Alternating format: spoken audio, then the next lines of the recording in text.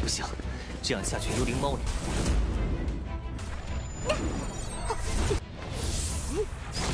该死！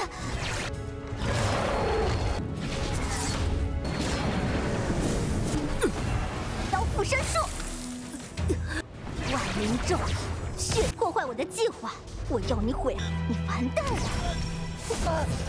了！女人的担当都不如，你就是水平无担当。虽然我对万灵咒不了解。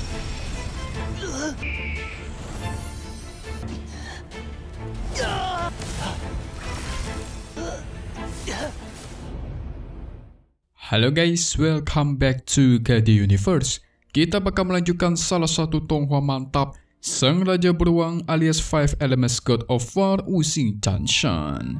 Nah, di part hari ini kita semua bakal melihat Shu Huang itu terkena racun yang sungguh mematikan.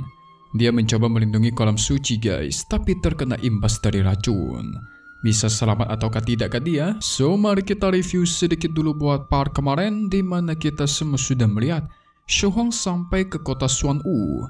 Dia memberikan informasi pada saat dia berlatih di dalam hutan, dirinya mendengar ada seorang wanita kucing yang berasal dari kota 10.000 iblis itu berniat mencemari kolam suci. Awalnya si wanita kucing itu memiliki teman yang bernama Mui, tetapi untungnya dia berhasil mengalahkan temannya itu dan menghasilkannya terluka. Jadi Shu Huang meminta mereka semua agar bersiap memperketat penjagaan kolam suci. Tetapi si wakil ketua yaitu Shao Tang tidak percaya kepada Shu Huang. Dia nggak yakin Shu Huang yang masih seorang bocah kelas 1 dari Akademi Tianpei bisa mengalahkan seseorang dari kota 10.000 iblis. Malahan Shao Tang menganggap Shu Huang berbohong dan menyuruh para penjaga untuk menangkapnya guys. Tetapi apa yang terjadi? Tiba-tiba si wanita kucing sudah sampai dan masuk ke dalam kota Xuanwu. Shu Huang melihatnya itu langsung maju dan mengejar. Karena pergerakan Shu Huang cukup cepat, mau tidak mau akhirnya mereka harus bertarung. Awalnya si wanita kucing mendominasi sampai membuat armornya Shu Huang itu retak. Tetapi tidak ada kata menyerah, dia pun langsung membalas. Alhasil sang wanita kucing bergegas kabur ke kolam suci. Dan kita pun masuk ke intro ya guys. Hehehe. Setelah itu Shu Huang dan seluruh pasukan kota Xuanwu terus berusaha mengejar sang wanita kucing. Mereka bahkan menggunakan panah-panah agar membuat dia kewalahan. Tetapi Shu Huang berpikir, kalau ini terus berlanjut, pasti si wanita kucing bakal sampai duluan ke kolam suci. Pada akhirnya dia pun langsung menggunakan kekuatannya mencoba menyerang si wanita kucing, mencoba menghentikannya guys. Tetapi sayang, semua serangan itu bisa dihindari oleh sang wanita kucing. Namun dalam penghindaran itu, racun yang dia bawa untuk mencemari kolam itu terlepas dari genggamannya. Tidak melekan kesempatan, Qing Cui menyuruh seluruh pasukannya menembakkan panah secara bersamaan. Tetapi sayang, si wanita kucing masih bisa menghindarinya dan mengambil racun itu kembali. Pada akhirnya kejar-kejaran pun kembali terjadi guys. Wadidaw. Padahal itu racun udah terlepas, tinggal diambil doang tuh.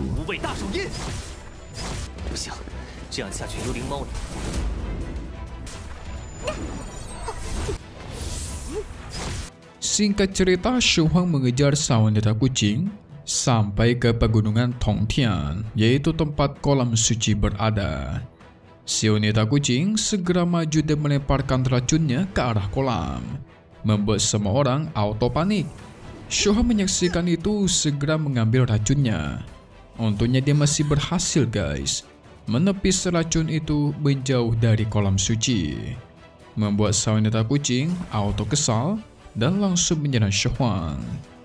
Bahkan si Shao Tang yang berada di sana segera meniup peluit untuk mengeluarkan kuda-kuda penjaga kolam. Alhasil kuda-kuda itu malah menyerang Shu Huang yang ada di atas dia guys. Untungnya Shu Huang segera menggunakan pelindung tubuh. Tetapi karena serangan itu terlalu kuat, pada akhirnya dia terhempas sampai jatuh.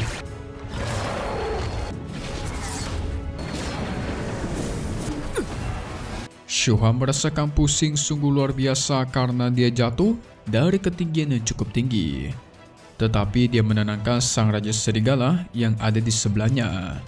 Ternyata guys, si Shu Huang ketika menepis racun itu, dia secara tidak sengaja terkena racun itu juga. Wah, gawat nih. Keracunan babang kita guys. Sang wanita kuci yang melihat itu auto kesal. Dia tidak terima Shu Huang si bocah terus menggagalkan rencananya. Dia pun menyerang dan segera kabur dari sana. Alhasil racunnya Shu Huang semakin menjadi-jadi dan auto membuat dia semakin kesakitan. Sang Raja Serigala menyalahkan Shao Tang. Dia dengan seenaknya memanggil kura-kura penjaga. Dia menganggap kalau Shao Tang ini orang yang bodoh melakukan hal semacam itu.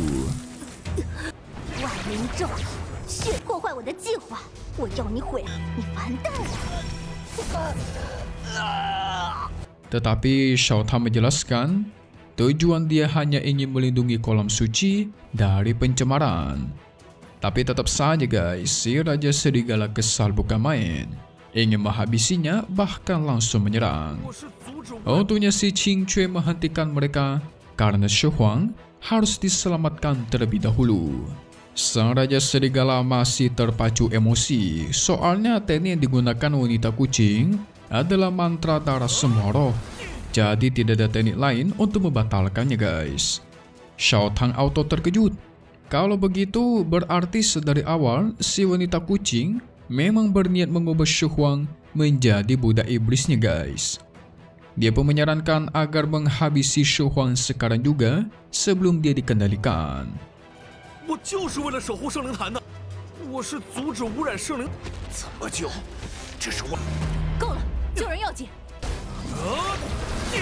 Kalau tidak, kalau udah dikendalikan, wah, bisa-bisa semua orang di kota Xuanwu jadi terancam nyawanya. Ampun dah si Shao Tang ini bikin kesal aja nih. Pengen balas dendam dan menghabisi Shu Huang. Soalnya kalau kalian ingat, di episode kemarin kan dia udah dipermalukan dan dikalahkan sama bocah Shu Huang. Tapi saking dendamnya sampai segininya guys. Udah gitu yang bikin salah si Shao Tang sendiri pula. Aduh. Di sini sang Raja Serigala mengancam bagi siapapun yang ingin menghabisi Shu Huang, maka harus melawannya dulu. Dia sangat tidak terima, menganggap kalau orang-orang di sini cumalah sekumpulan sampah. Qing Cui sebagai kepala penjaga pun akhirnya angkat bicara. Dia menyuruh pasukan agar mencari cara gimana solusi mereka dalam menyembuhkan Shu Huang. Bahkan Qing Cui merasa bertanggung jawab kalau semisal Shu Huang lepas kendali.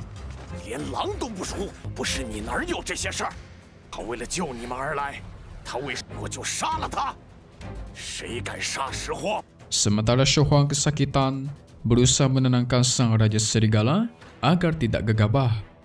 Sang Raja Serigala berjanji kepada Shu Huang, kalau dia selamat, maka dia dengan bebas boleh naik ke atas punggungnya. Waduh, tentu Shu Huang senang mendengarnya guys.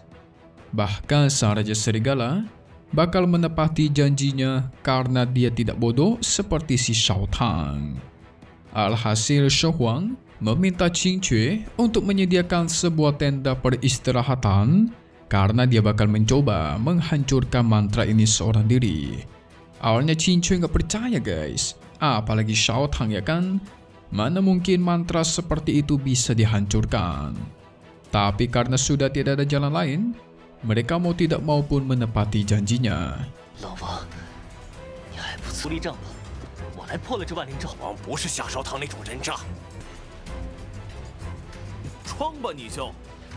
Setelah sampai, Shu Huang menyuruh si Raja Serigala berjaga di luar dan menghalangi siapapun yang mencoba masuk. Tetapi si Shao Tang masih nggak percaya Shu Huang bisa menghancurkan mantra itu. Apalagi sang Raja Serigala lah yang pertama kali mengatakan teknik itu tidak punya solusi lain. Sang Raja Serigala pun menegaskan untuk ikuti apa saja perkataan Shu Huang. Karena walaupun orang lain nggak bisa, tapi bukan berarti Shu Huang juga nggak bisa melakukannya. Apalagi Qing Cui sudah mengatakan, dialah yang bakal bertanggung jawab kalau semisal si Shu Huang lepas kendali.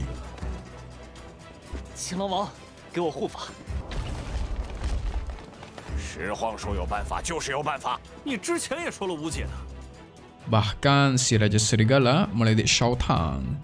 Seorang pengecut tidak berani bertanggung jawab dan cuma berada di ranah persatuan. Membuat Shao Tang agak kesal guys. Tetapi si Raja Serigala juga nggak peduli. Karena memang itu buktinya Shao Tang udah pengecut lemah pula. Benar juga ya. Di sisi lain, tepatnya di dalam tenda, Shu Huang ternyata berkultivasi menggunakan pedang dewa miliknya. Dia menggunakan pedang dewa karena katanya api burung vermilion yang ada di dalamnya itu bisa membakar apapun. Walaupun dia juga sebenarnya tidak tahu apakah itu mantra semua roh bisa dilakukan ataukah tidak. 还归一境呢，我本人的担当都不如，你就是水平无担当。 虽然我对万灵咒不了解， Setelah persiapan sudah siap, segera dia menyerap api vermilion untuk membakar racun yang ada di dalam tubuh. Alhasil, itu membuat dirinya kesakitan setengah mati. Tetapi ternyata cara itu berhasil guys. Racun itu perlahan dibakar dan dihancurkan dalam sekejap. Setelah itu, dia menjadi kesal dengan si Shao Tang. Karena dia menggunakan situasi keseluruhan sebagai alasan untuk menghabisi dirinya guys. Shu Huang pun keluar dari tenda, menegaskan dia akan balas dendam karena dia tidak terima ditindas sedemikian rupa. Kalau kalian jadi Shu Huang mau ngapain guys? Kalau Mimin ngajak Baiwan si Shao Tang aja nih, biar dipermalukan lagi kedua kalinya di hadapan semua orang. Biar tahu rasa ya kan, dikasih paham gitu loh.